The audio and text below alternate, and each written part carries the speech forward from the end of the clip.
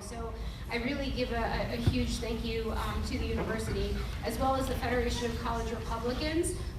This is not necessarily a Republican event, but it's something that Republicans, libertarians, non-partisan people believe in. So just a huge thank you to everybody who kind of made this happen.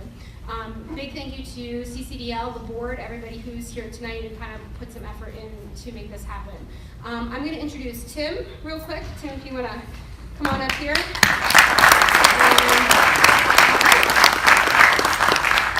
Hi everybody, thank you guys for coming out. I'm the president of the College Republicans here at University in New Haven, as well as the chairman of the Connecticut Federation of College Republicans. I just want to say thank you guys for coming out. It means a lot. I want to give a big shout out to University of New Haven administration, because they have been one of the best campuses for free speech in Connecticut, so I really appreciate that. I want to say thank you to CCDL for helping us financially have Maj come, because we probably wouldn't have been able to without you guys, so thank you. Lastly, I want to give a big shout out to NAACP here at University of New Haven for co-sponsoring. So I hope everyone enjoys the event. And Scott, you want to say a couple words?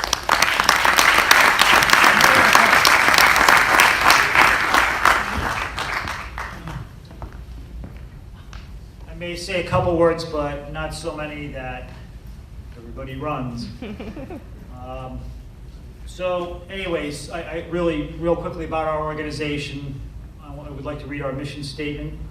And the Connecticut Citizens Defense League is a nonpartisan grassroots organization devoted to advocating rights affirmed by the constitutions of the United States of America and the state of Connecticut. We are especially dedicated to protecting the unalienable right of all citizens to keep and bear arms for the defense of both self and the state through public enlightenment and legislative action. We welcome anyone who believes that the defense of our constitutional rights is critical to the longevity of our freedom and the success of this nation, and in particular, the rights of self-defense and to keep and bear arms to actualize that defense are fundamentally undeniable.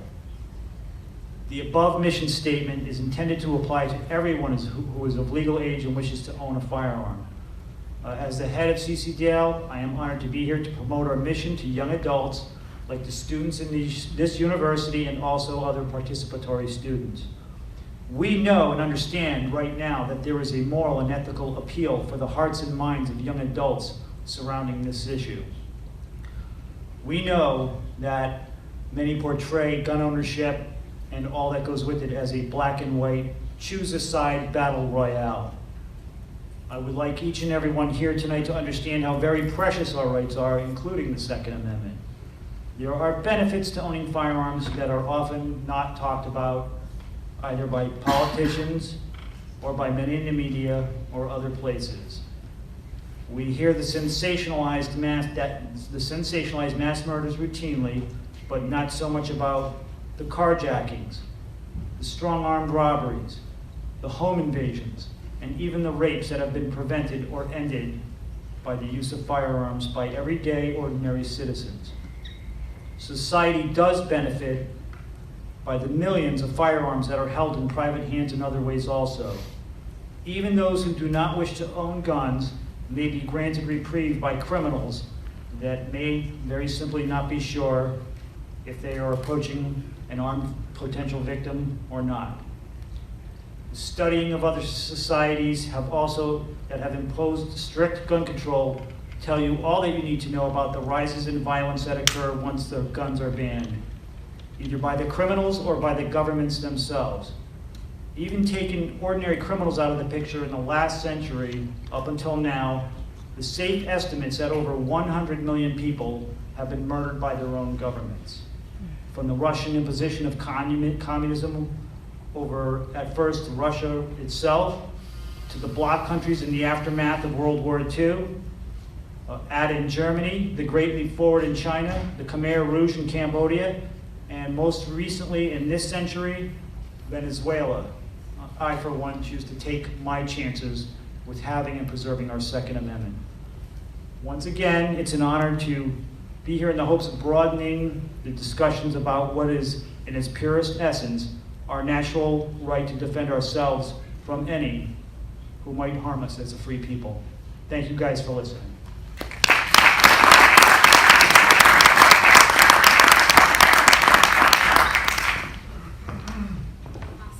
And thank you for, Scott has given 11 years of service to this organization, so can't even tell you we wouldn't have this without him. So thank you so much, Scott, for your 11 years PCCDL. All right,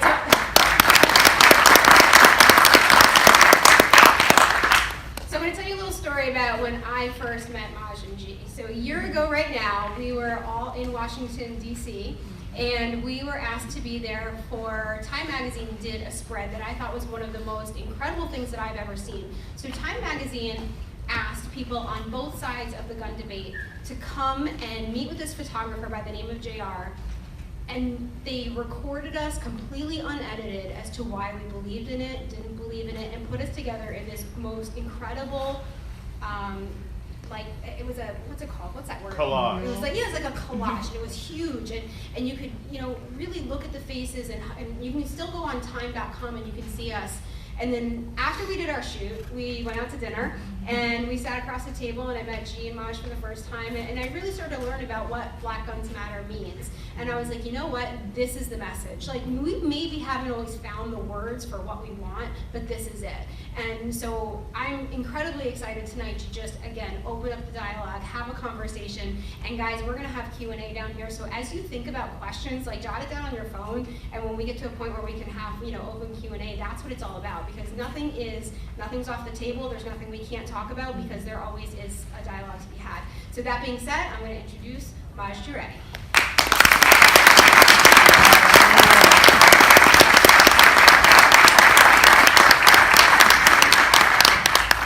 So first and foremost, I'm gonna make it real awkward.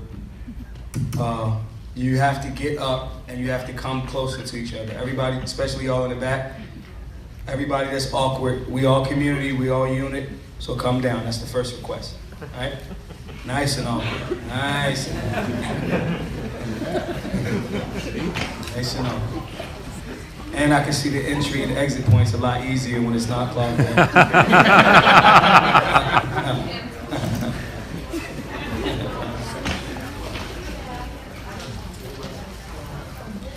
You see how weirdly when I asked that question, something in your stomach was like, why? Why? I like where I'm at. I picked this place for a reason, right? That's a good thing. A lot of people don't want you to question stuff.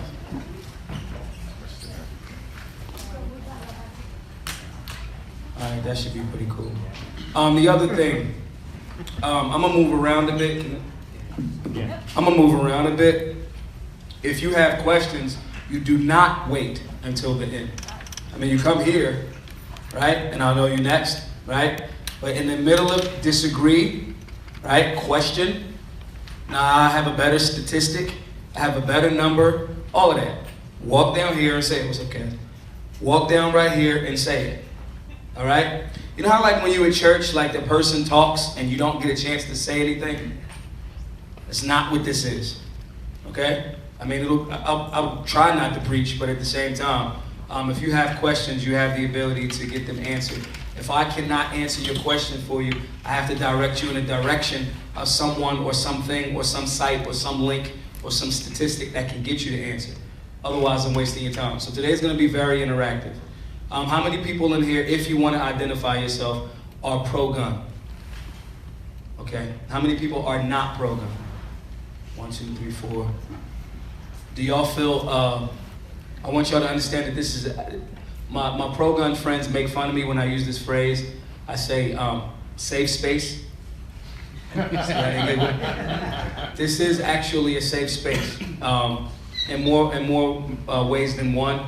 There's no other. Y'all, whoever's pro-gun or anti-gun, we are not other in this room. A lot of times we say they. Who's they? We are we, right? So they just have different perspective. If y'all have very completely disagree with me perspective, the floor is here for y'all as well. Is that cool? All right. So if you're not familiar with Black Guns Matter, we started this organization as kind of like a joke. We were going into the 2016 elections.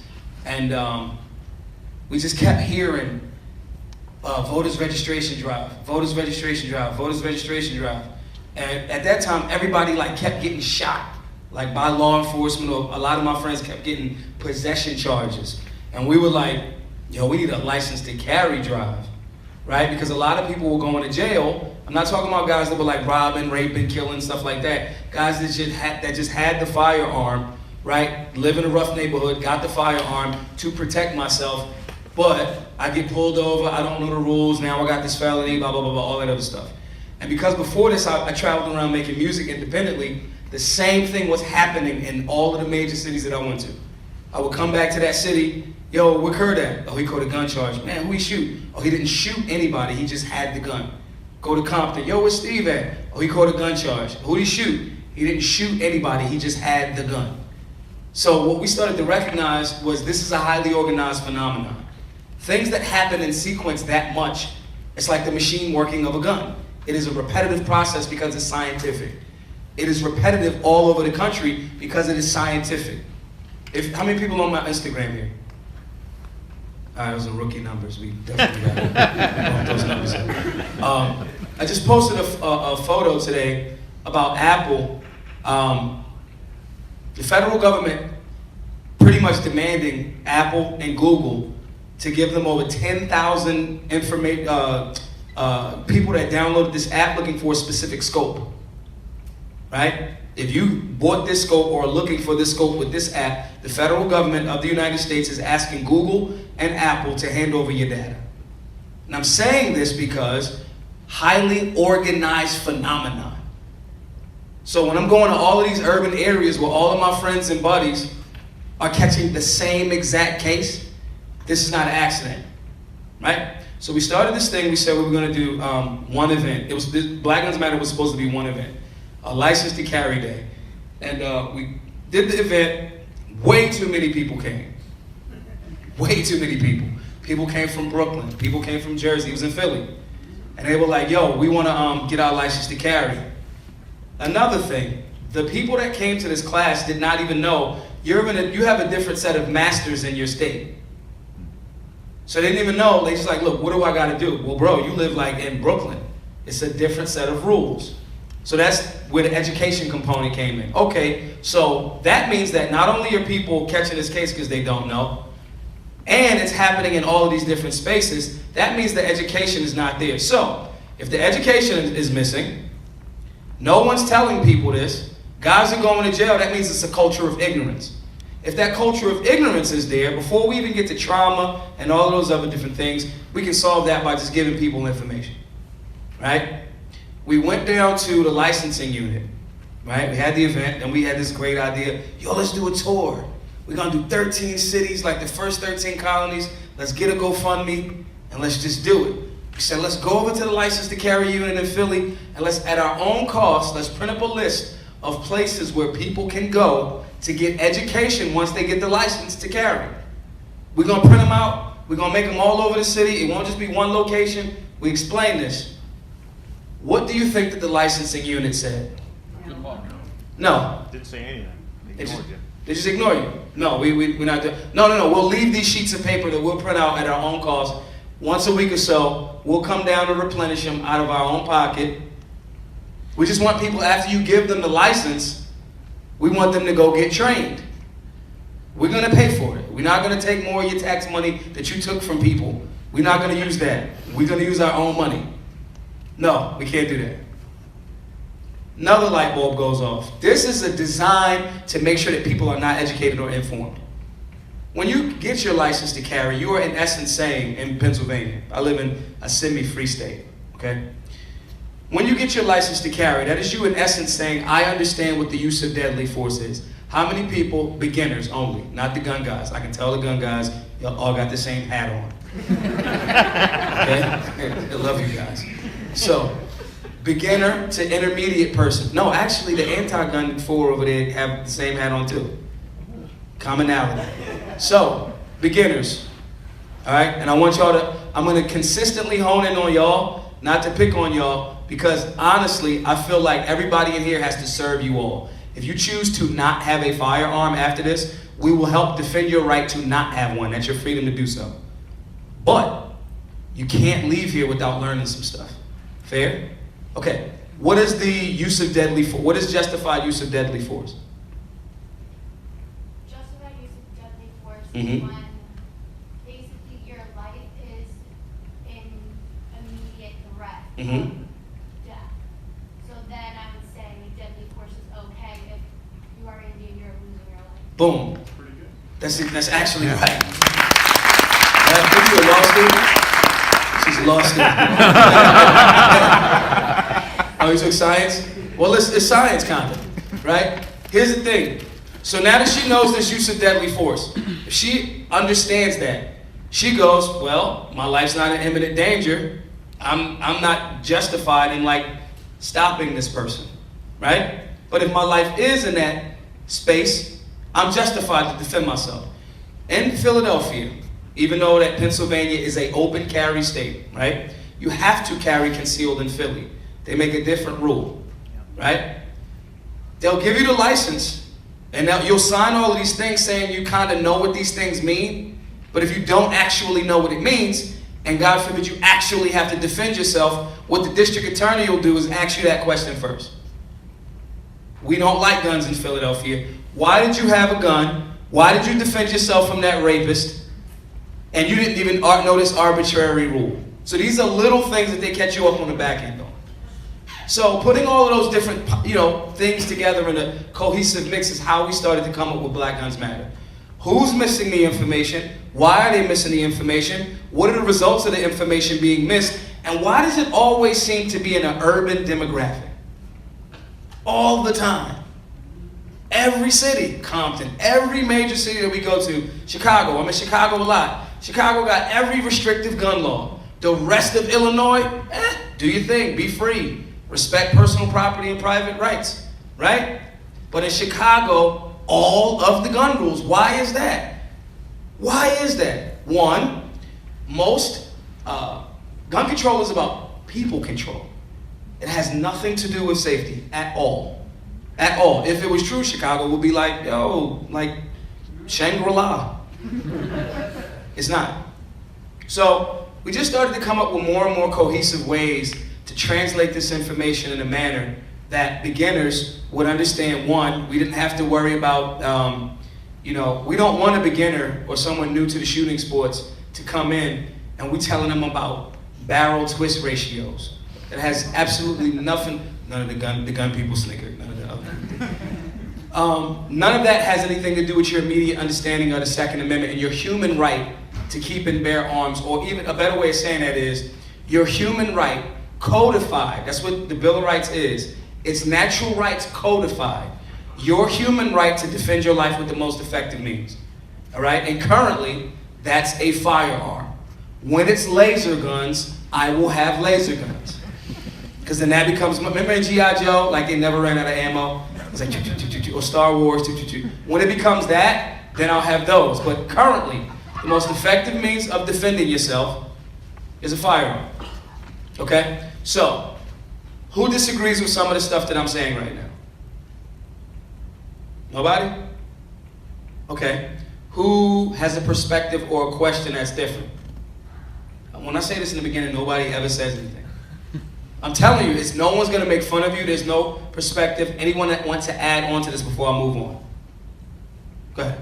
You said that this is a safe space. I disagree. This is the safest space because if we're all gun owners, everyone in this room, with the exception of 4 that I know of, have gone through a background check. Yep. Outside of just background checks, well, I gotta be easy because it's a college. No? Okay. Outside of that, so he's right.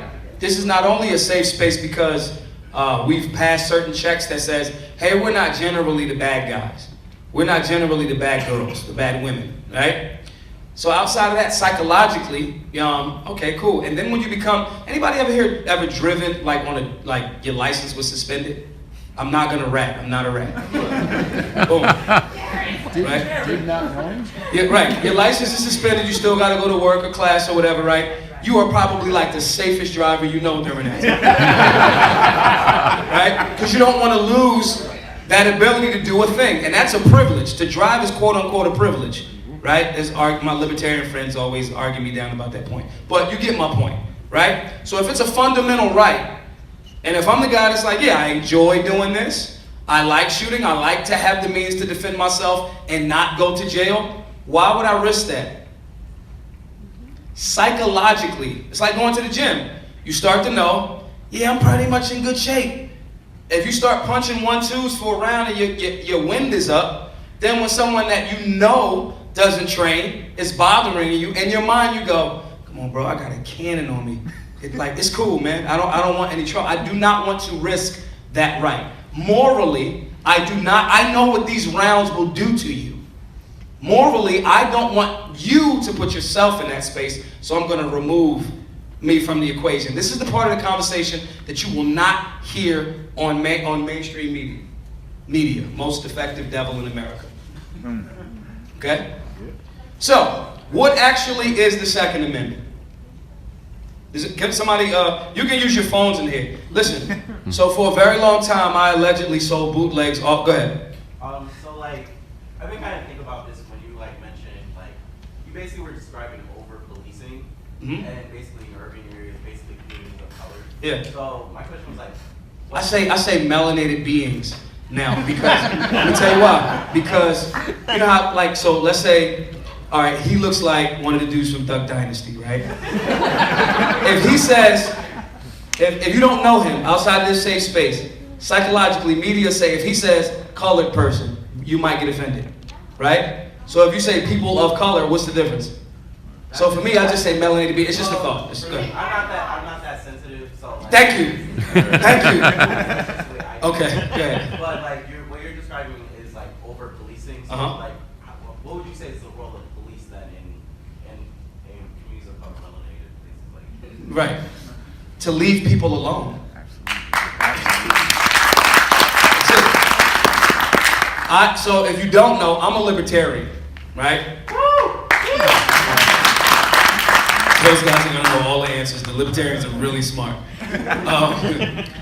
Saying this to say, I'm a libertarian because I more identify with the policy and the principles, right? But I'm not a party. I don't really party much. I'm not like a party dude. So if you're Democrat, Republican, Independent, I don't care. Do you make sense or do you not make sense, right?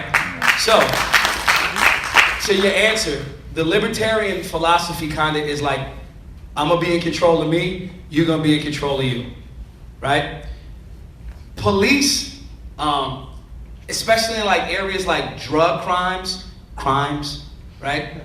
Especially in the space of drugs, there's no other place where like firemen don't ride around looking for fires, right? Someone's like, oh, can I cuss in here? Is that against the rules?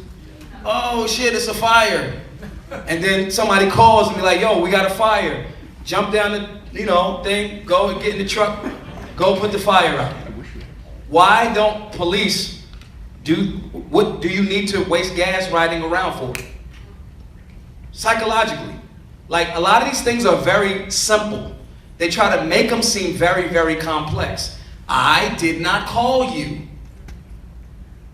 The cable guy doesn't just be like, hey man, you need cable today? You know what I'm saying? So for me, I got you next. For me, the answer is, when there's an actual crime, to me, the definition of a crime is when it produces an actual victim. Robbery, hey man, I got stuff, don't take my stuff. I'm taking your stuff, man. Victim. Rape, hey, don't take my stuff. And that's a guy saying it because most guys are raped more than women. Jail, we tend to leave jail out. That's right. Right? So, don't like take my stuff, right? No, I'm gonna take your stuff. Rape, that's a crime because it produces a victim. Homicide, other than justified homicide because that person was either trying to take my stuff or my stuff, right? So those are the three areas that I call a crime. Other than that, I allegedly sold a lot of weed, right? Hey, I have this weed. Well, it's crazy, I got the money right here. Oh, that's called commerce, right? So to me, I think we overwork police because we create more and more laws for them to come follow and do things that have nothing to do with creating an actual victim. Nothing. Like a person with a gun. So even the anti-gun people, you're not actually anti-gun. It's just somebody holding your gun for you that you call when you think you've been violated to show up with an actual gun. So, okay, here's the question. Their job is to chase actual crime that produces a victim. If you're limiting what you're calling crime because it doesn't produce a victim, those law enforcement officers get to go home, be with their family, not risk their life over like an eighth of like, I mean, it's killer weed, but you don't gotta die for it. You know what I'm saying? So that's not even just in melanated communities or urban communities, that's just how it should be. Go ahead, you right here. All right, so you did the comparison of the fire department drive around. Yeah. Fire, right? So I work in the fire department for volunteer. Thank you for your service. Thank you. And what I was going to compare that to is, well, people in their homes have fire extinguishers. And Right. people in their homes have firearms. Right. For the same use of the instant case where you need protection from one or the other. Yep, And that's- exactly. It's like, so when somebody says, so his analogy is, even though the fire department exists, and they're not riding around looking for fires, you have just in case it's a small kitchen fire, yo, I'm gonna just have a fire extinguisher in here just in case. Just in case it's a small bad guy that runs through it. It's not all the way to tyranny, but it might just be one small bad guy that I gotta put out real quick. Same concept. These things are very, very simple. There is a concept. What did I say? This is going to be the running theme today. Highly organized phenomenon. There is a highly organized phenomenon to convince you that this is complex. It is not. It is not. They just keep making you think less and less of yourself. It's like women get attacked with insecure. Like I look at like magazines, like with really hot girls in them, right? In the ads, they are constantly barraging y'all like a psychological assault to continue telling you that you're not enough, to keep selling you stuff. It's the same concept.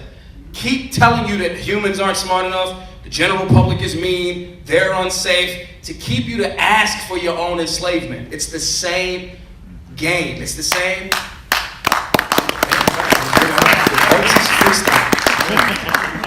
Highly organized phenomenon. So, why is the Second Amendment a thing? Go. It's to say that the government cannot take away your ability to defend yourself. Mm-hmm. So, it's basically saying we have the ability to put the government that works for us on timeout. Mm-hmm. Nah, you tripping, bro. Sit right here for a second. You good. Stay there. We don't need you for me. Just chill. Right? Right now, our government, the government is like, you ever see that old movie called Gremlins? I mean, it's cool when it's like, when you follow the rules and it stays not after midnight, don't get it wet. If you do not keep it in check and stay on top of it, and if it gets wet, it turns into this horrendous monster. That is what government is, with guns. That is what law is, opinions with guns. That's why it needs to be less law, okay? So, that Second Amendment is in essence something. Now we're gonna go into the melanated community's thought process too in this, because there's two different, the media portrays it two different ways. So I wanna go into that into a quick second to your point. Hey, you're our government. We need you as people to do stuff that we kind of like are living like life and stuff like that. We're appointing you as the local, state, or federal person to do the bidding, to work for us, right? That's even the reason why the Electoral College came into existence. Yo, it's like, we got like horses. It's gonna take way too long to get to DC. You know what I'm saying? Like, come on, we need to get like a person to kind of like be there. So that's on the federal level. But on the local level, which all of you should be very involved in your local politics, you have way more impact over that. The president is not chosen by the popular vote. That's it. That's it. Just accept it. You have way more influence over the local and state policies, and you gotta treat them dudes like rock stars or villains. Okay? So saying that to say, hey man, we need you to like do stuff for us. And he goes, okay. And he's like, you know what? We kind of need you to work with him too, to do stuff. And we actually, you know what? Y'all are going to work for us. You are now collectively the government. Our representatives to do what we ask you to do. fortunately, we got this like thing called like the Constitution and the Bill of Rights. So if you guys don't really talk to us too much, you got a point of reference. Right? Good? Okay, cool. Living life. Family, children, all of this other stuff. You don't check in on your government. They collaborating amongst each other. They're coming up with all of these potential rules that they now are exempt from.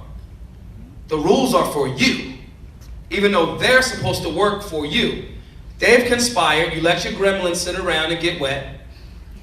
Now they've conspired to tell you, because they know, they've actually read the documents that you showed them and gave to them and said, hey, we got guns over here. We potentially will shoot you if you become tyrannical. But it's still our fault, though, because we didn't watch the gremlins. They made it of water. I mean, what do you expect? So what the Second Amendment does is say, from all of this history that America has had, now this is the part where I'm going to offend some people. Our government, our nation, has some contradictions. Okay? Thomas Jefferson writes this amazing thing, Declaration of Independence is super dope. Oh yeah, my own people too. It's a contradiction. It's just what it is, right? Call it the conquest of war, call it whatever you want.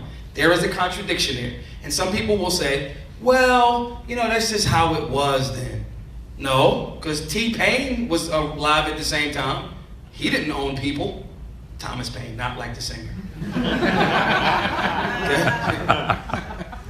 So it exposes a contradiction. Now, those guys actually read the thing. Those guys are like, yo, those people over there like living life that we supposed to work for, they actually have a gang of guns. It would be cool if we could run stuff, but those people, over time, may like shoot us. We have to come up with a way to convince them to give us all of the guns back. That's when your government becomes tyrannical. Okay? My gun homies be like, that's when the boogaloo starts.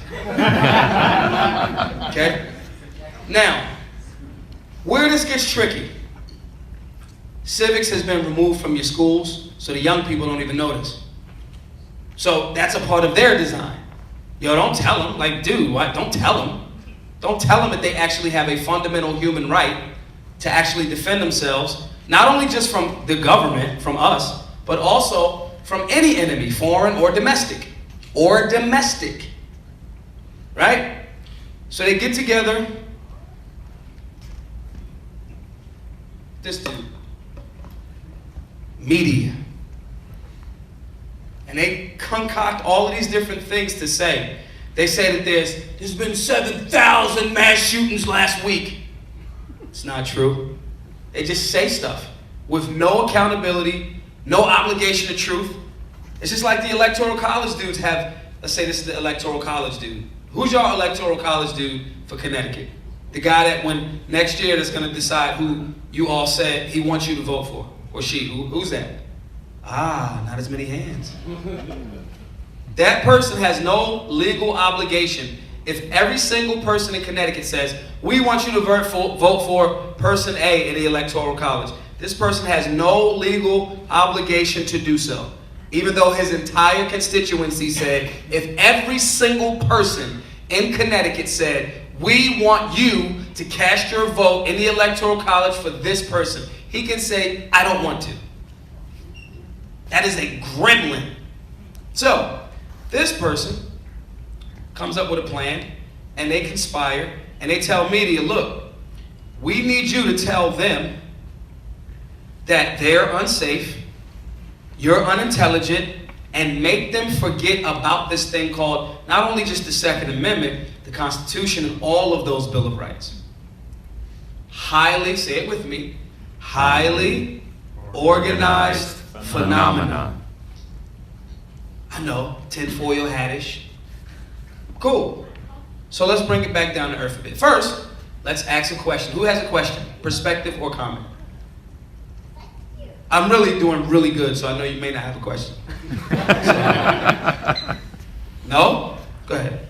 So I've seen politicians propose bringing the tax code in this country from 70,000 pieces of paper to one. Mm-hmm. Do you think someday in our future we could bring the 22,000 gun laws we have on a federal and state level in this country down to a page or two? Yeah. I already know the answer. So there's 3 steps that I would like to see done first to do that. First, get rid of the NFA, right? Hey, you need the same guns, same bullets. It's just, come on. Get rid of the Gun Control Act, right? Then it's very simple. It's if you violate somebody's body or their stuff, that's a crime. Whether it's a knife, a bat, whatever. If you take the gun, right? I'm pro-gun, but I love to see people that are negligent with their guns. I personally love to see them get locked up. I do, right? So for example, or people that rob people, as a person who allegedly robbed people back in the day with a gun, if I would have harmed someone, if I would have gotten caught allegedly, I should have been, my personal view of that potential person in the past was that person should get locked up and rehabbed, right? So, it's very simple. If you use a firearm or a knife or a bat to harm someone's physical body or their stuff, you go to jail. I mean, still do due process and all of that, but you go to jail. Like, nah, I hit him with the bat because, oh, well, he's tried to stab you first. Okay, there's your due process. There's your thing in court. It can be. We didn't start with the over 20,000, rules. And as more and more people are knowing, like, yo, it does not work. It doesn't, it's like, I'm the bad guy. Oh, look, they made another rule, that's cute. It doesn't work, right? So, you have this guy, you have these people working together. Is it possible that in the mix of that too, there's a hint of racism?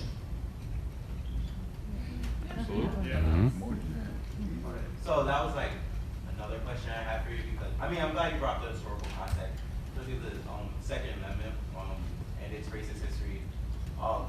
Wait, the Second Amendment racist? Well, it's history when it started up. You about to go 3/5 clause, ain't you? No. Oh, okay. For slave catchers and to catch Native Americans. Yeah. And then throughout history, on to like the 1960s, like it's constantly not been for black people. I think that's my main point. What hasn't been for black people? The Second Amendment. No, it has. No. Well, here's mine. Okay. So like last year, I remember college Republicans hosted the Second Amendment panel, and that was kind of my point, and still is my point because throughout history, we tried, even the Black Panthers tried arming themselves, and that's when Ronald Reagan was like, all right, gun control.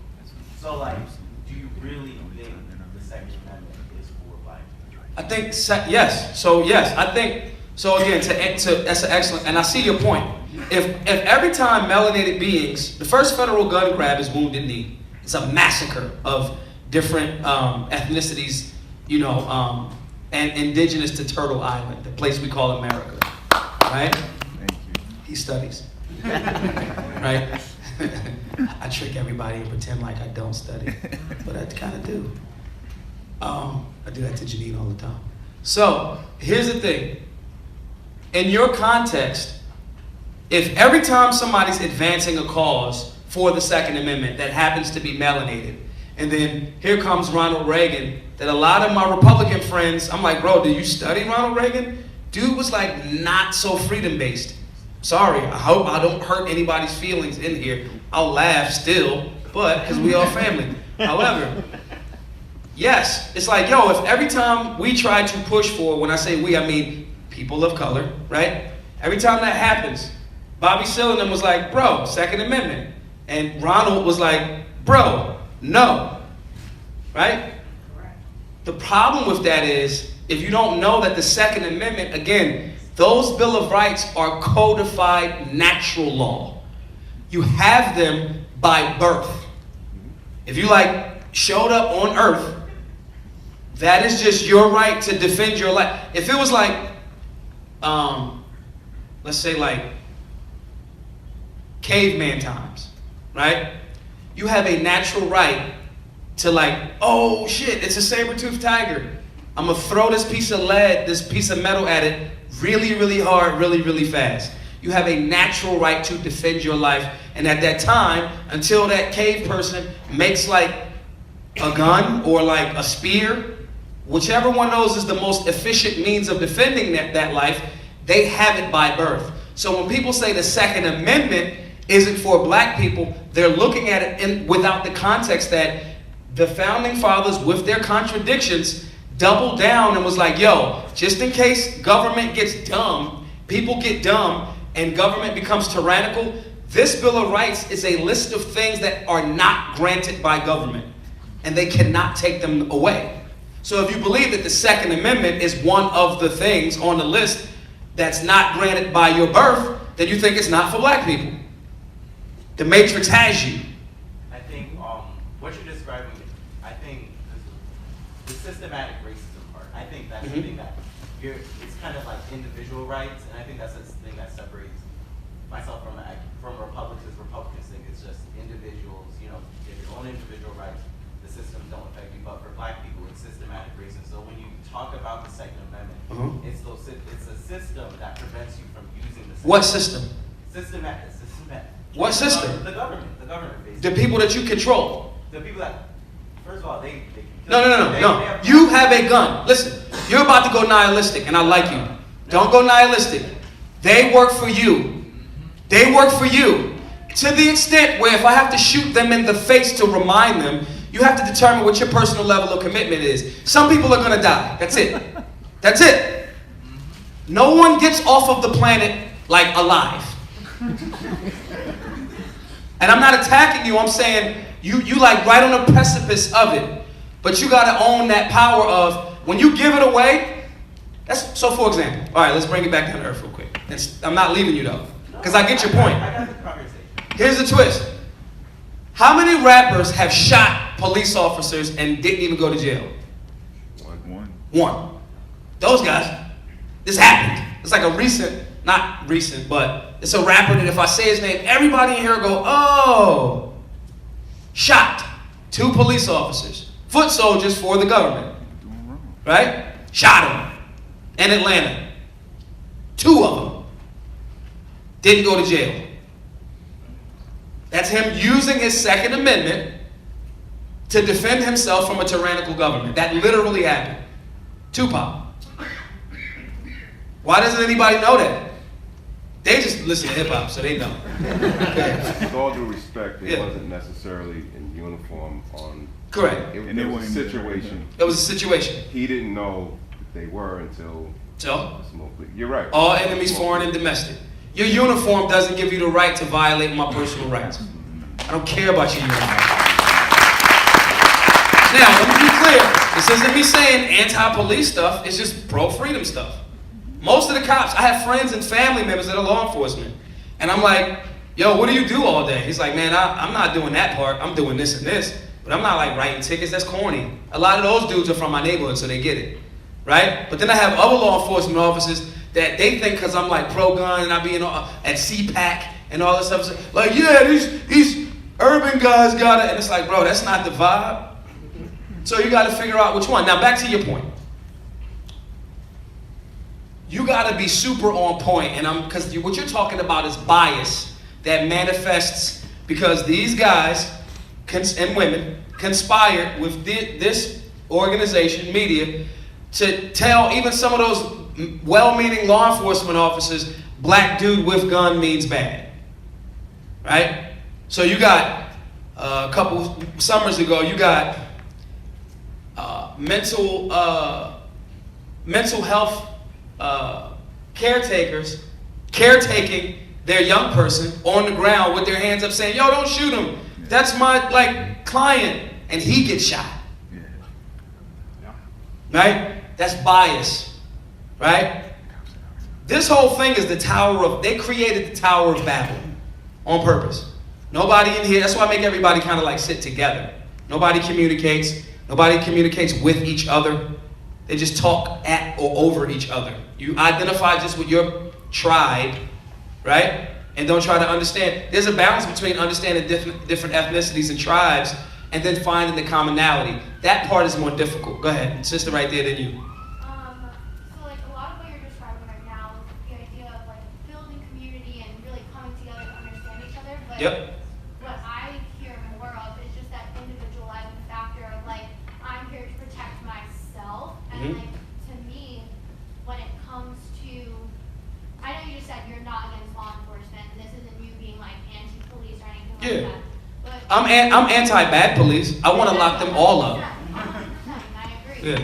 But my thing is, wouldn't you rather have things like diversity training where you're actually working alongside law enforcement and teaching them how to actually communicate and work with people in these urban cities rather than just not building bridges? Because you're really talking about building bridges, but you're more emphasizing the point of individualizing rather than that idea. No, I'm doing both. So for example, I work closely with law enforcement officers. If they're good law enforcement officers, they hate being called cops too, by the way. Every officer that I know that's worth his salt loves the work that we're doing. Because they're like, yo, I don't get there until later. If you really against the bad guy, yo, do your thing. Like, be trained, be responsible. So one of my favorite instructors that we use, so at our classes, we usually have law enforcement, retired, active, whatever, military, lawyers, all of these different types of things, at the class. I remember that same very first class. So my friends who still like hokey pokey, like got one foot in the street, one foot out, they came to the event. And my friends look really, really scary. I joke, like, yo, y'all, I would like cross the street from y'all. Y'all are like scary looking. Face tats and all of that. And they come through, I'm like, oh, what's up, baby? How you? Come on in. And I got law enforcement officers in there. And they like, hey, Maj, come here real quick. You know what I'm saying? You know it's cops in there, right? And I'm like, yeah. Like, they cool. This is a safe space. And he, you know I got that thing on me, right? I'm like, yeah, everybody in here has that thing on them. Everybody. I saw them size each other up, right? They, just like we can see cops, like, you stick out. You got like the whole fake, like, straight clothes on. You got a vest on. You got a crew cut. You fit the stereotype. Sorry. Just like they fit a stereotype because of the air conditioning, we fit a stereotype. And they sizing each other up. At the end of the class, after we go through law and the Second Amendment and all of this other stuff, conflict resolution, which is a core component of our classes, right?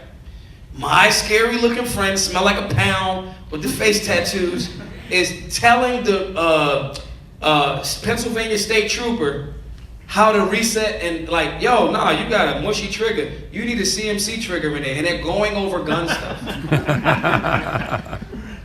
So it's both. I get your point. The reason why we say the individual right and the individual is the smallest republic is because that each person is the individual that makes up the republic.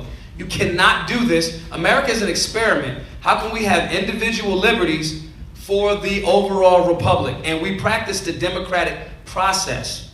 So it's both. You have to have the individual right that builds up to the collective. Because if everybody here agrees that I'm going to be in control of me as the individual, and you're going to be in control of you as the individual, it's a collective of society. And then we pick one of the people that are supposed to be right here.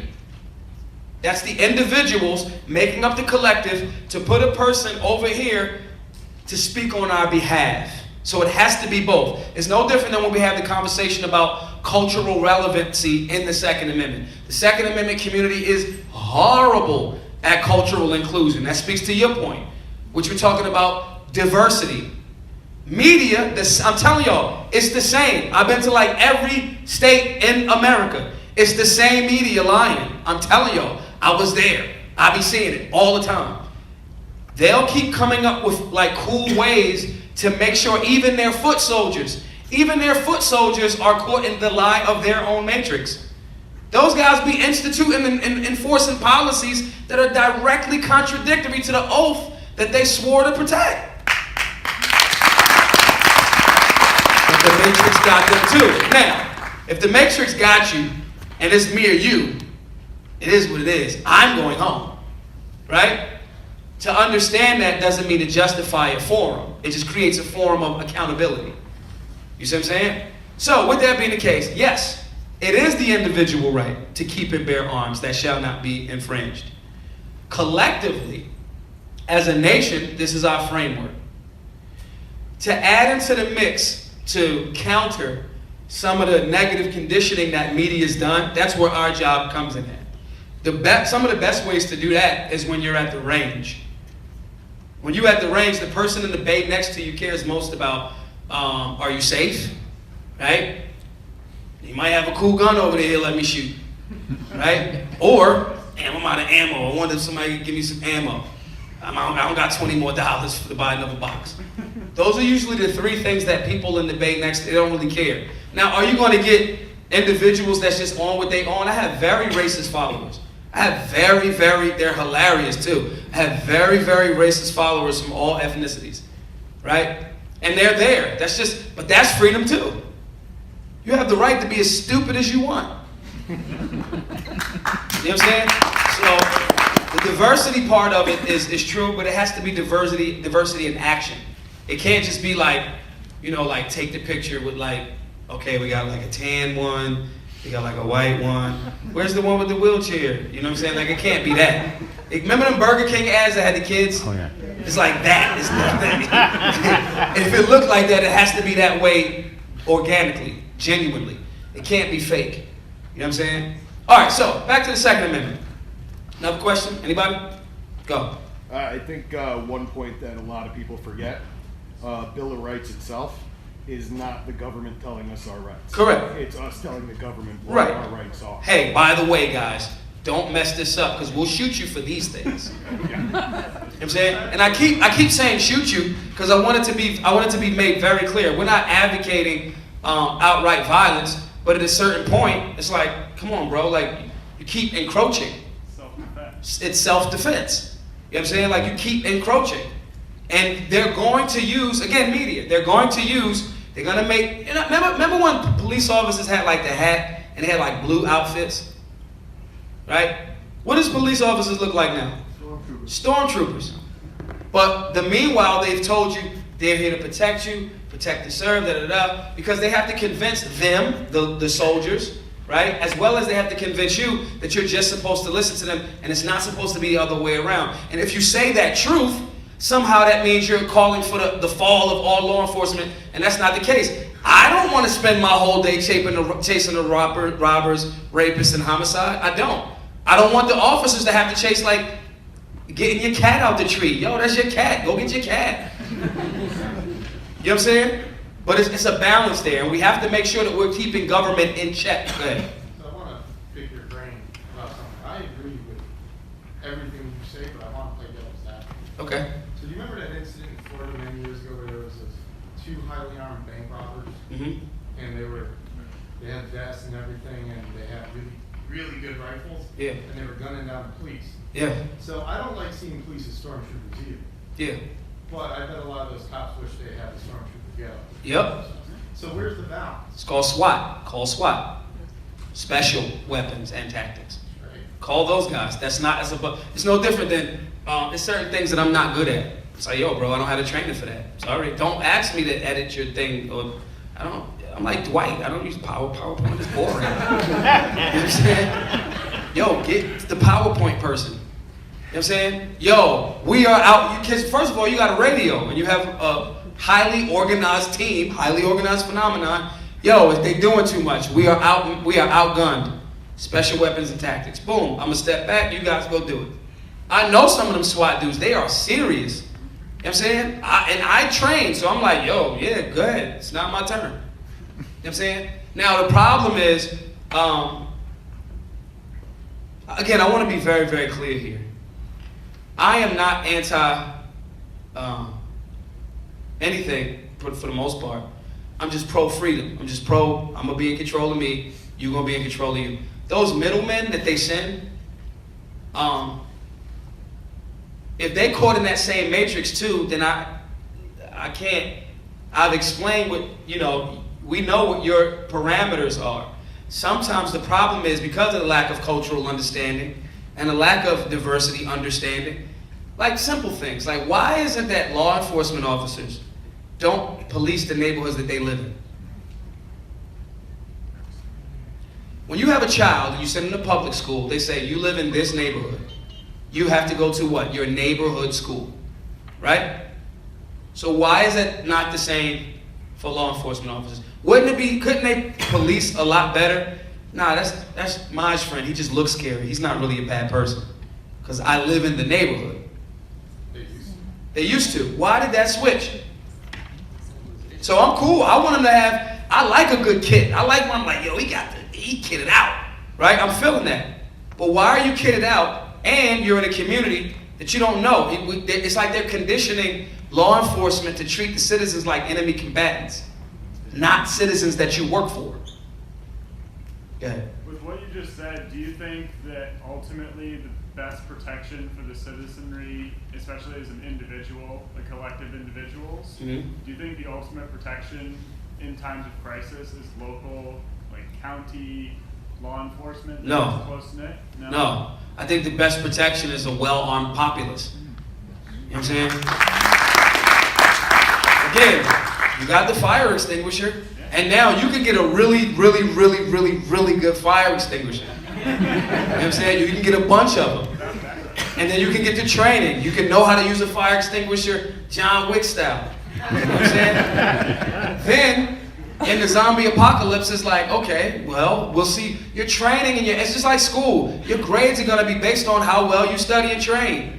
It's the same thing, and I hope I never have to use it. But if it's time, at 3 to 5 yards, I am awesome.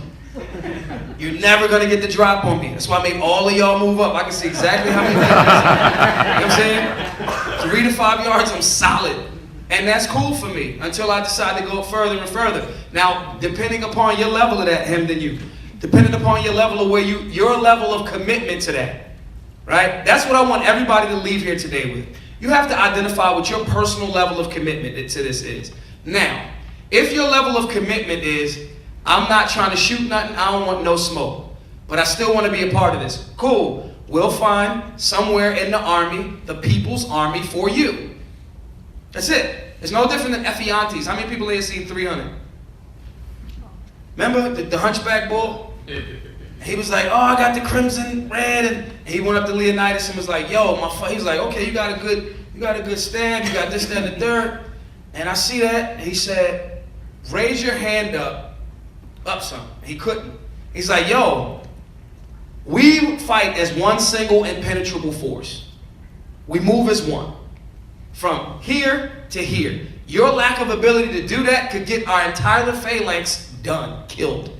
If you still want to be a part of this for real, you can help out by cleaning up the bodies of the, and tending to the wounded, which is a serious part of a war, right?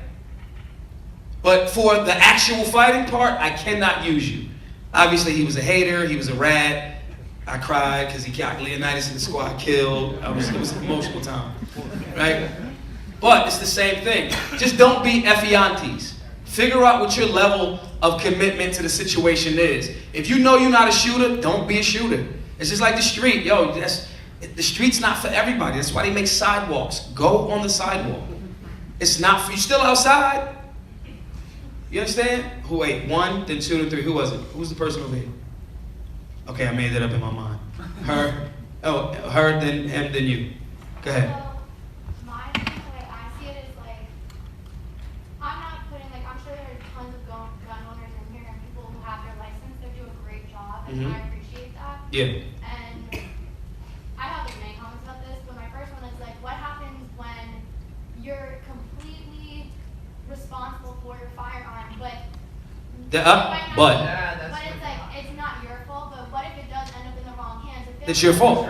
It's your fault. 100%, but then what now? Go to jail. What happened because we just put more violence into the community when it could have been prevented by not having a firearm in the first place? Okay, now I get to your point. So in essence, you have a gun.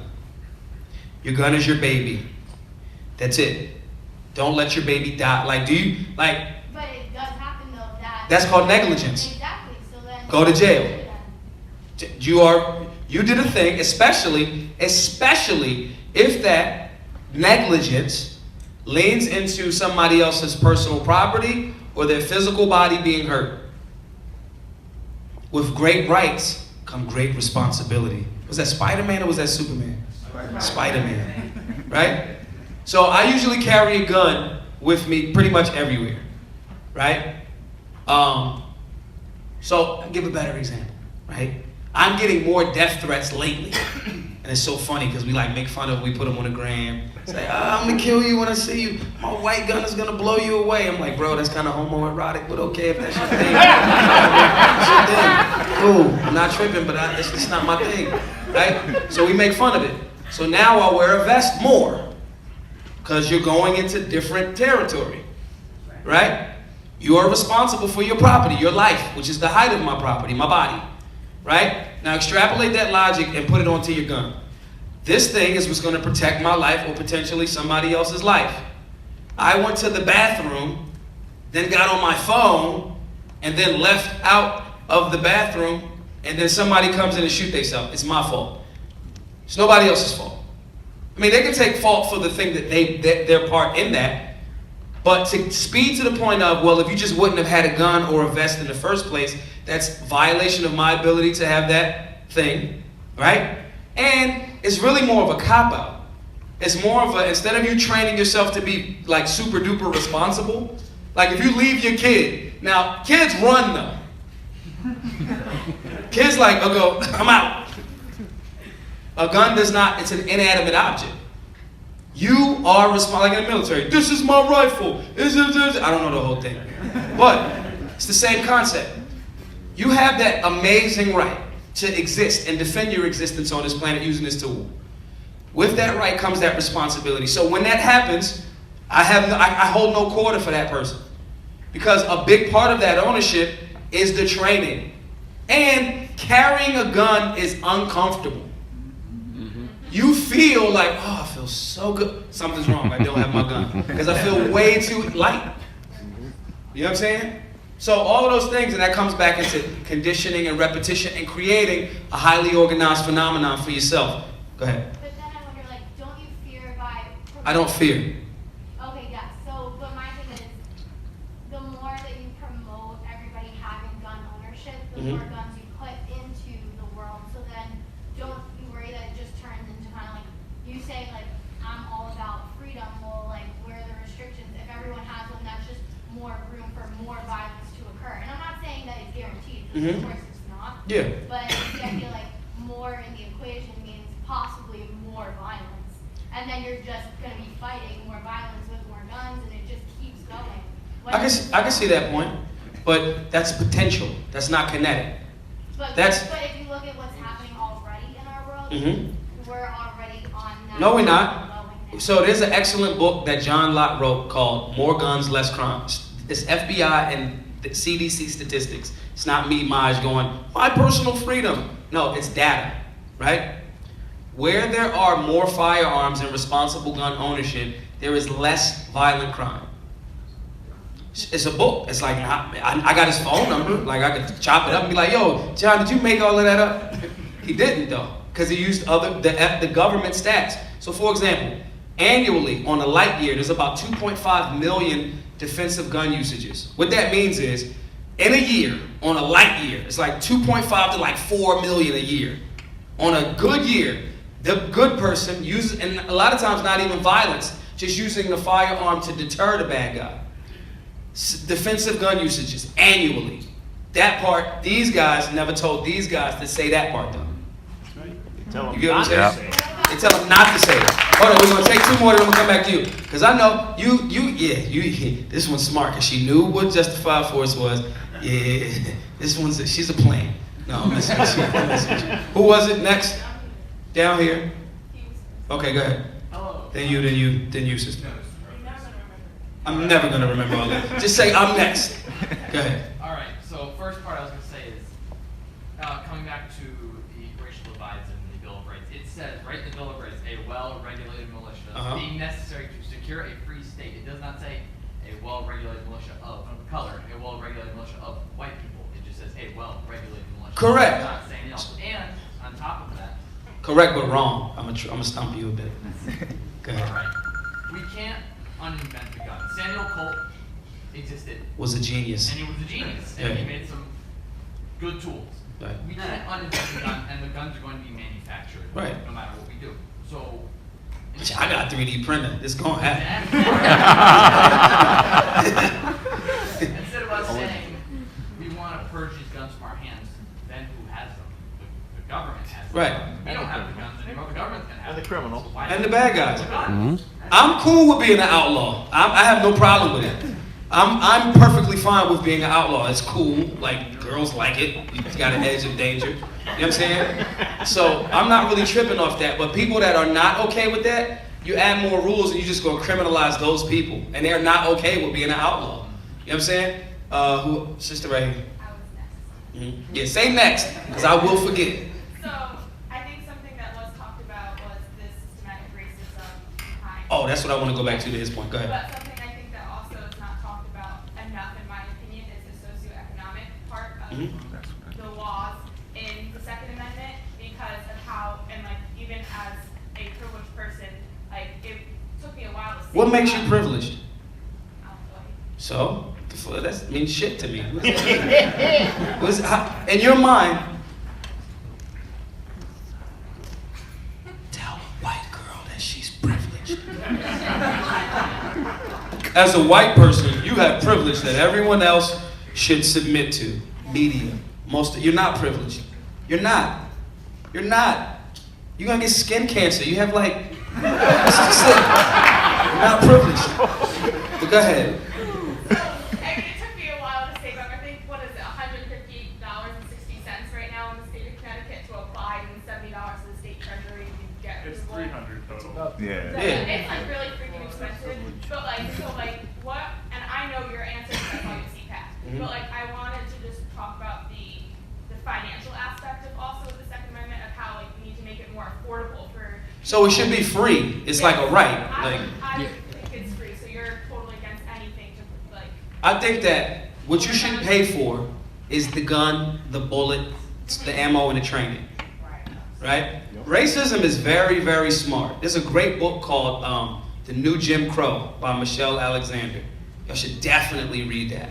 Right? It talks about how it uses jails, like in the 13th Amendment and all that other stuff, and how it adapts. So, right, you can't just be like, Reagan couldn't just be like, yo, they black, they wearing black, get the guns out of their hands. That's it. He couldn't really say it that way. So you got to institute policies and trick people into believing it's for the public safety. When the bias and the racism is instilled in the person, the one person, we just happened to pick one that had a bias, right? And that's instituting policy. No different than cannabis. The origin of cannabis prohibition, I believe the guy, he became to be like the czar of what came to be the DEA. I believe that cannabis makes white women want to sleep with Negro jazz musicians. That is the origin of cannabis prohibition in this country. So the same thing with gun control. All gun control is racist. Y'all know I got the t-shirts. All gun control is racist. Okay? Gun control in America is older than America. Slave codes, Louisiana Purchase, all of that. It is older than the concept that you call America. It is racist in its origin and inception. All of the new slick ways of how they try to package it. Oh, well, we got to charge you for this. Oh, we make sure you charge them more. Because that urban area, right, it has most people of color, melanated beings, the melting pot, New York City, 8 million people. What? That's where all of the people of color came off the boat. Tax them heavy. We do not want them to have a gun. It is intertwined. So when you ask for more gun control, it's not me saying it, you're asking for more systemic racism. To your point. You're asking for more of it. You're saying, well, we don't really know if the blacks can actually be intelligent enough to defend themselves. So charge them. How does that make me smarter? How does me charging, like you charging me, how does that make me like a better shooter? It doesn't. It's like people that come to the range with like, My Glock 19 that I carry is stock, fresh out the box, stock, right? You ever see dudes that come to the range with the best gun? I'm like, wow, No. you can't shoot. You understand? So it's the same concept. They do that. And they package it a different way. They tell the people that are traumatized by the ignorance around firearms, they say that the gun is bad. So you don't follow your rights that way because you're affected by the trauma. Well, of course guns are bad. They just shot the person that I love right there, not the person. Right? Again, kids run around. The gun does not. A person did it. Right? It is a balance and it's a highly organized phenomenon. Sister back there. I wanted to address her issue. I grew up in the projects in Brooklyn. Yeah. And everybody had. Thank you for your service. And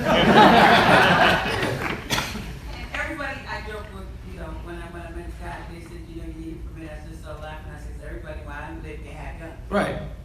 Nobody got killed. Right. So you listen to the media, and it would have you say, well, they got more guns, more crime. Well, nobody wasn't getting shot where I was at. Right. They might have fought, somebody might get stabbed, but nobody got shot. The twist. They only begin to get shot with the more rules they get. Yep. Because you got to be more and more of a person that's okay with being an outlaw. The more and more rules you make, your level of, nah, bro, I don't know if I want to take them chances, more people fall off. If you don't care, it's like, I don't care. I'm cool with jail. Right? Go ahead. Now, I'm not cool with jail, but, yeah. Well, so remember the blackout? Yeah. Everybody was like, oh, everybody gonna get robbed. No, not in the project. Right. Because you know what? Because if you took your behind up to somebody's damn house, you knew you was gonna get shot because we said they had Right. Right. There's a culture. When you go into certain stores, when you know they got a gang of cameras, if you was going in there still, you're a little bit more hesitant. Yo, they got cameras everywhere. I don't think that's why banks don't get robbed as much. They got the door that like you gotta close that one door, then close the next door, and all that other stuff. There's cameras everywhere. And you know there's a police car parked outside. I don't got time for this. I'm not doing that. Firearms also are a deterrent. So when to your point about potential, the potential for people that could potentially be robbed is thwarted because it's like, So for example, if there's a state like Arizona, Arizona is a very free state in regards to the Second Amendment.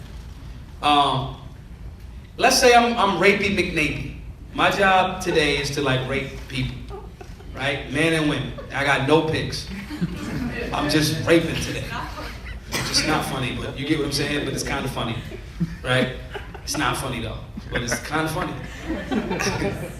I'm Rapey McNapey. I see handsome dudes, right? And I'm like, oh, this guy's got a beard. I'm gonna rape him, right? Now, in my mind, if there's a 70% chance that he's armed, am I gonna think twice about that? Yep. And I don't even know if he's armed.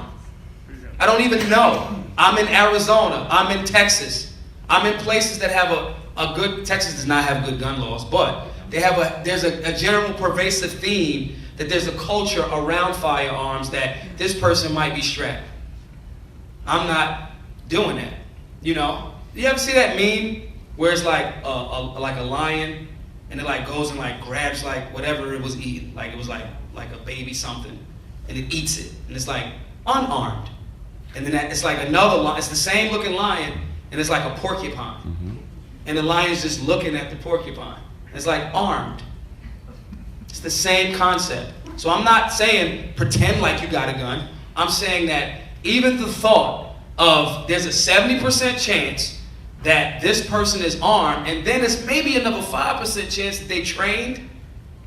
I don't think I'm robbing this person. I don't think I'm raping this person. You get what I'm saying? Psychologically, that works that way too. G, and then you. Talk a little bit about the red flag laws. Red flag laws? Oh yeah, yeah.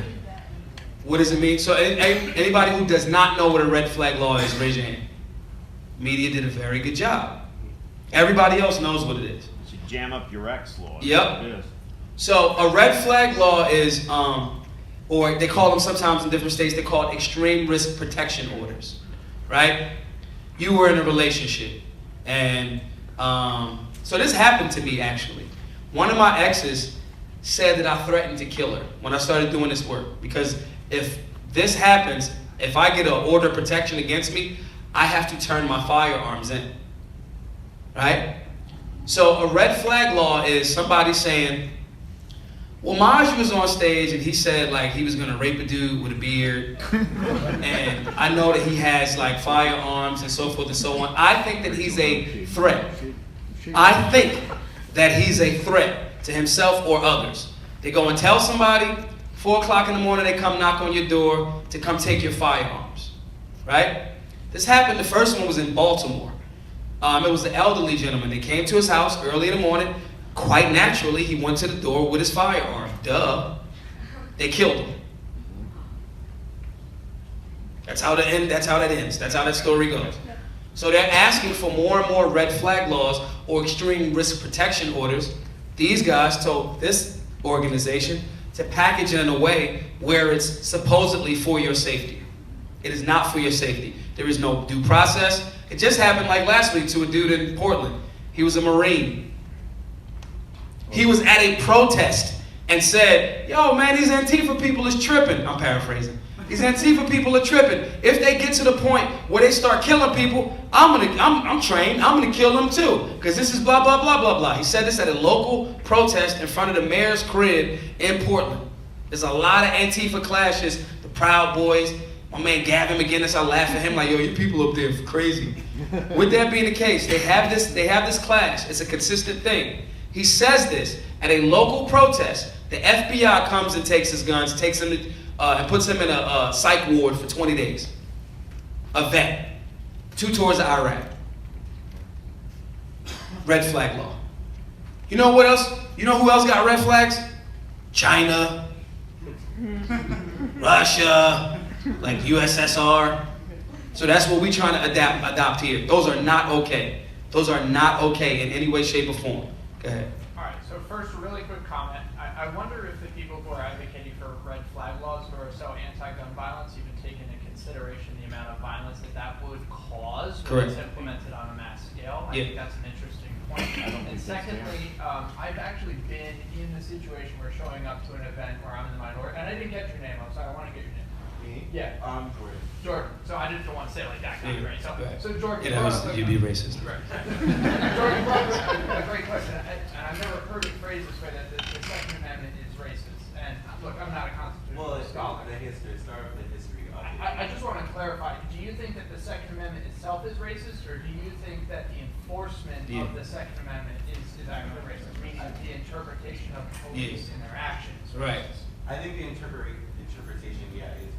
So you don't have an issue with the Second Amendment, you just have an issue with the systemic way that the government and soldiers are carrying out their interpretation of the Second Amendment. Yeah, but also takes into consideration what your interpretation of the Second Amendment is, because some people do have different interpretations. That's called bias. Well, I got good news for you. I'm on your side because anytime the government wants to step in on a certain person because they deem that person dangerous when they're clearly not a danger, that's why the Second Amendment was That's exactly why it exists. So and that's I'm totally with you. That's my point when you were saying like, oh, the Second Amendment. It's not the actual amendment. It's these guys that we've allowed to fester and grow as gremlins, telling these guys a thing, and the foot soldiers that they hire, that they make themselves and those foot soldiers exempt from, they're feeding them the same thing, that same steady diet of bullshit. And then when I come trying to exercise my thing, now, before I finish that sentence, that's not all the way true. It's not when I exercise the thing if you lack the nomenclature of how to do it smoothly. Which is a great segue into the next point. Communication. I have been dirty, like so wrong in my car, right? And because I know the language and I know the nomenclature, and that comes through training and education, right? I'm able to maneuver in ways where that particular, or you also can be, you're in a way of kind of like, usually officers leave the interactions with me saying, what are you, a lawyer? Or they don't give me lawyer, they say, what are you, a paralegal? They'll say that, right? So me, I've been dirty and knew the nomenclature or how to like bend the matrix to my will, right? And just translate it the right way. Hey man, you don't step out of the car for me? No. Why won't you let me do your job? Well, you did. You ran my plates up. Am I free to go? I mean, if not, if I'm being detained, I'll wait. Am I being detained? How would you like me to proceed? Just little languaging things, as opposed to being emotional. And the reason why, because you know you're right, because you know that what they're doing is wrong, and you know that means you're right. So because you're right, you make a move outside, then you make a furtive movement, then you get shot. Anybody here not know what a furtive movement is? Furtive movement is that quick move. That's why they tell you put your hands intended to.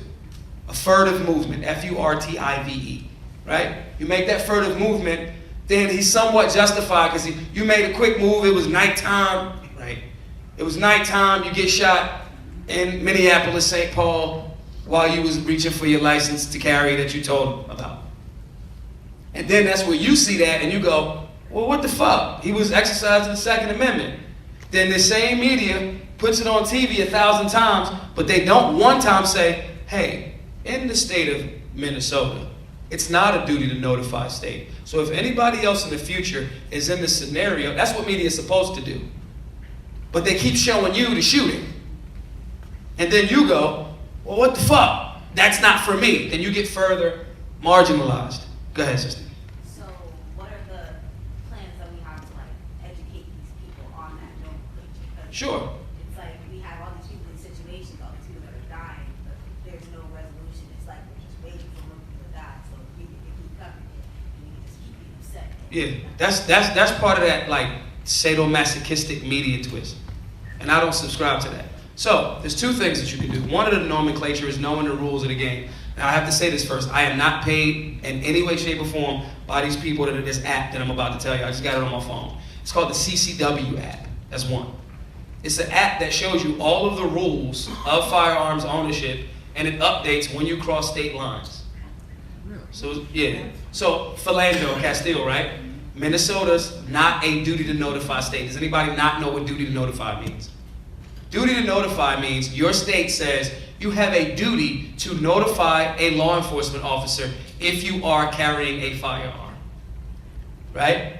If it's not a duty to notify state, I don't talk about a gun around anybody really. You know what I'm saying? Especially a cop that's on edge that has had coffee. Psychologically, like biochemically, like caffeine is like a drug. You know what I'm saying? And so they working a night shift, they staying up late. I just gave them caffeine. When I go to turning guns at the airport to check firearms, I don't say I got a gun. I'm not saying that. Hey, I have a firearm to declare. Y'all should write some of this stuff down to your question, which was the nomenclature. So one of the rules is getting the rules. Did I bore y'all? I'm messing with y'all. I'll see y'all later. Make sure you study the stuff in those bags too. Yeah. All right, appreciate it. So one is knowing the laws, because they hit you with the ignorance of the laws, no excuse thing. Download that app. I didn't make it. I didn't design the app. Go ahead. Right. Yeah. That's kind of like what we do. Right. You know what I'm saying? But yeah, working with us too. So one, CCW app. I don't know how much it costs. I think it was like $3. $1.99. $1.99. Bam. It's $2. It's a cup of coffee. Have that. Second thing is, work with us. Everybody here can get my contact. We can maneuver from there. But the first thing is knowing the rules of your matrix and your locality in your state. The other thing is just staying calm. Just staying calm. I mean, one time I got beat up by the police, and I was in respect and hindsight is always 20/20. I'm like, oh, that's what I did wrong, because now you have the information. But the biggest thing is just in them spaces, you don't know which type of officer you have. You don't. He might be an awesome dude. He might be a jerk. I'm not going back and forth with an officer on the side of the road. One, you can't outrun the radio. Two, they're going to justify it. Right? What? Huh? That means I got to wrap it up? All right, well, whatever. I'm just not going to follow those rules. Go ahead. Brother right there first, and then I'm going to come back to you. I just want to say, for anybody who wants to know more, that's what we're about. Right. That's what CCDL is. Like, we are for everybody. Like, when we stood up here and said, we really do, we want to see every person in this room. We meet every single month, follow us on Facebook. Right. It's a great resource for, hey, my dad left me this gun. Am I allowed to have it? Am I not allowed to have it? That's what we do. So please, like, that's why we're here today, is to connect with more people and be a resource for all of you guys. So membership to CCDL is absolutely free. We don't charge any dues. You don't have to pay for it or anything like that. You just go on ccdl.us, membership, and sign up, and you're one of us. And boom, there's your answer. So, because then the nomenclature, it's not just like, oh, here's the 5 words. It's like a language. It grows and it evolves. You know what I'm saying? So, but having some basic bobs is cool. But if y'all have a community, local organization that does that. So that's the answer to that. Go ahead. So you said you've been to pretty much like every state in the country. Mm-hmm. So, one thing I've been thinking of, like how you talk about the relationship between individuals and community. Yeah. Have you been to like different like militias, different other state organizations like CCDL? Yeah. How's that? So what we try to do is we go into, so let's say we're doing this is a lecture, so this isn't necessarily a BGM class per se, right? We get local organizations that are already doing that and bring the hood that normally wouldn't come to something like that and make them come to that and let them bubble their relationship. Because if I leave, I'm leaving to go to, where am I going tomorrow? Hartford. I'm going to, he knows where I'm going better than me. At our rally. Right, at the rally. Y'all should come to that. It's 11 o'clock on the state capitol steps. So, right. So, when we go to a different city, I leave. My job is to generate the energy and make people be with people that they can help each other. But you shouldn't just wait for me to come back to your town or anybody to just come back to your town. So really what happens is we work as a liaison between people, honestly, that have bit the poison of that media message that will go, oh, all of the white people over there is just racist. Or all of those black people over there, I don't really know if I... You know what I'm saying? Put those 2 people in the room, or those groups of people in the room, let them find them commonalities and then back up. And we do that in all of the different states. I am not a firearms instructor. I do not want to be. I don't have the patience for it. It's not my thing. It's not my thing. But I know every instructor. Not every, but you get my point, right? So why not in all of those spaces put those people together? That makes sense. And if if the membership is free here, and if you don't become a member after this, you kind of like just saying shit, right? And at a certain point, and I think that's to the sister's point, it's not just about, oh, we were up in arms. Like, I could go to church for that. Like, to just be like, oh, catch the Holy Ghost, right? But then it has to be like active solutions after that. And that's one of the steps right there. Who else was it? Go ahead. If I could, just so you guys get a little bit of understanding about some of the things that we've done that I didn't talk about when I had the microphone earlier. There are cities like Hartford in the state of Connecticut. There are cities like New Haven in the state of Connecticut. There are cities like Waterbury in our state. They have a certain thing in common. They have issuing authorities. Every municipality has its issuing authorities. And the most difficult places where people have the most obstacles and roadblocks, and I know you guys talked about that yesterday morning on the radio, are those cities. The obstacles come in the major urban population centers. I'm not saying what the cause is. Racism. You could say it. I like that. But I will say this. Our organization has fought since the very beginning of its roots in 2009 when we started to try to fix that process. We had a declaratory ruling issued by the Board of Firearms Permit Examiners in 2010 that stated that no additional requirements beyond what's codified in the state statutes is required for you to submit your application and have your permit either issued or denied for some other reason if you have disqualifiers. We have fought trying to get uniform criteria bills passed at the legislature year after year after year. One year, prior to Sandy Hook, when gun control was a little bit less, there was a little bit less appetite for it. One year we had a bill pass, HB 5245, unanimously through the House of Representatives at the Connecticut General Assembly. It died in the Senate because an anti-gun person would not let it come up for a vote. After that, the odds have been against us trying to get those types of bills passed. So we have fought for the rights of every citizen in the state of Connecticut to be able to exercise their rights. And I think it's important that you know that there are representatives in some of those locations that are stepping on the rights of their own citizens that live and are being represented by the people that they send to Hartford. So I just wanted to share that real quick before you close. Thank you very much, Maj. Thank you. Go ahead. Wait, real quick. So in essence, after today, that matrix bends a little bit. You go, wait, the people telling me that they was about my safety may have not been about my safety. You know what I'm saying? That's another thing. Go ahead. So in this country, we used to have poll taxes, any sort of oppression to keep people from voting, especially people of minority. Melanated beings. Melanated beings, thank you. Currently, we have, especially in Connecticut, it's a very high cost to obtain a firearm. Yeah. Before you can even purchase said firearm. Right.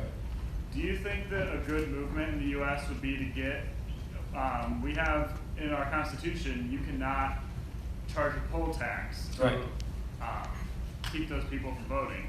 It's the same thing. Do you think our country could pass something, possibly amend it? To say Yes. that we can't Yes, that? I do think that's the case and should be, but you just gotta, so like even this, for example, right? Some people may have come in here tonight kind of quote unquote anti-gun.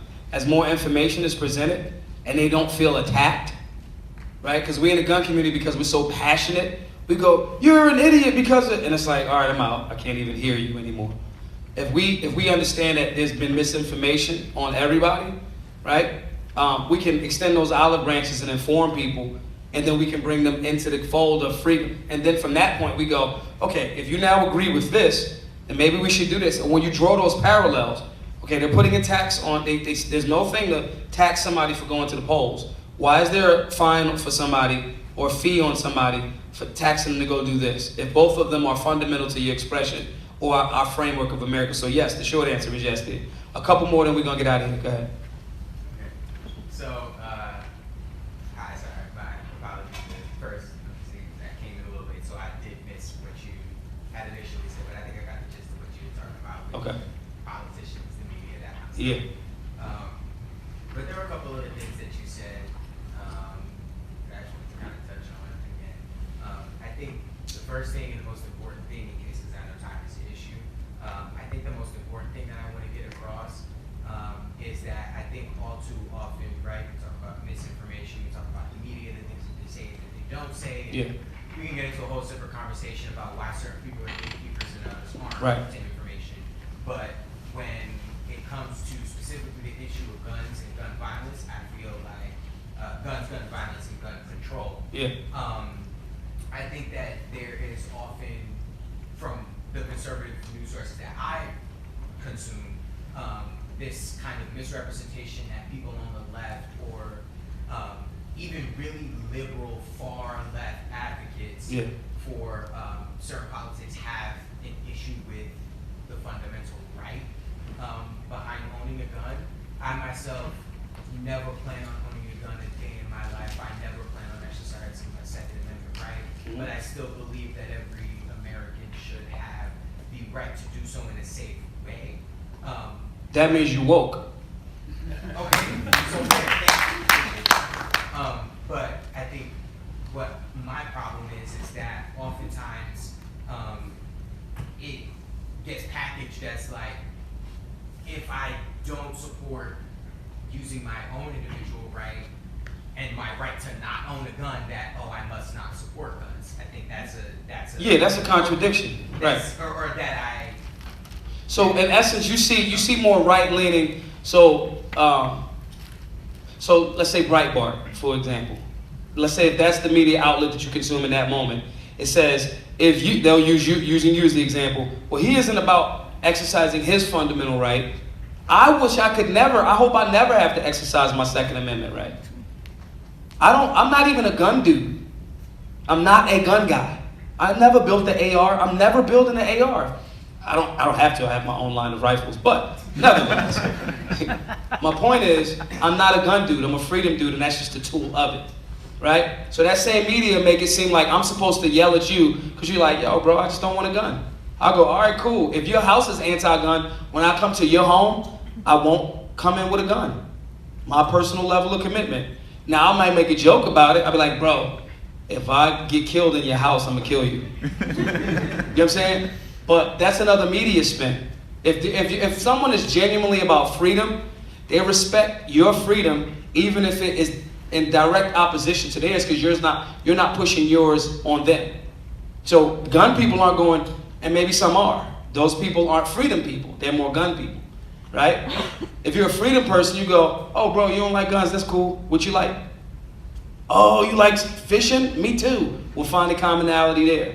You know what I'm saying? So I think some portions of extreme on the left or right, they have an interest in catering to their them folks so they can sell them whatever they need to sell them during the ad revenue time, right? So they'll just make it seem more extreme. But when you deal with the rank and file, like if you watch TV, they'll make you think like you go outside and everybody's yelling at each other. It's like cool outside.